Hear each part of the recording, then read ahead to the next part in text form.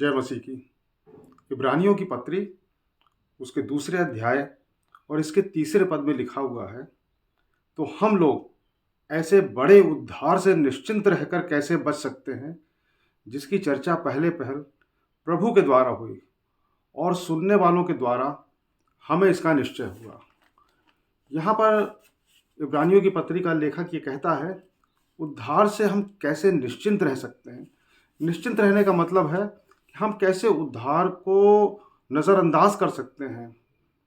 किस तरीके से हम सोच भी नहीं सकते हैं कि हमारे उद्धार की वो योजना है जो सबसे पहले हमारे प्रभु यीशु मसीह ने हमारे लिए बनाई थी, और उसके बाद जिन लोगों ने उसके बारे में सुना था, जिन्होंने उसका अनुभव किया, उन्होंने आगे इस बात को बढ़ाया है।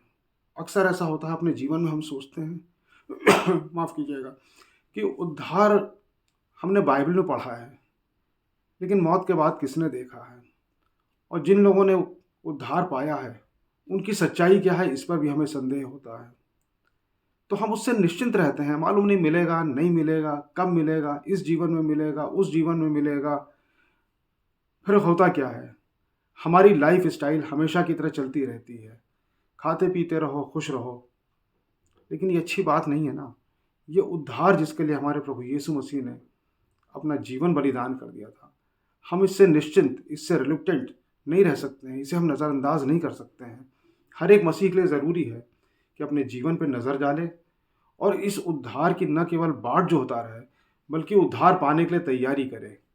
हम सब के ऊपर यह कर्तव्य है, हमारा फ़र्ज़ है कि हमारे प्रभु यीशु मसीह के बलिदान को हम पहचानें और पहचान करके अपने जीवन को ऐसा बनाएं जो कि प्रभु यीशु मसीह के बनाए हुए उद्धार की राह पर हमको ले जाने के योग्य बनाए। अभी उस राह पर चलने के हमको योग्य बनाए।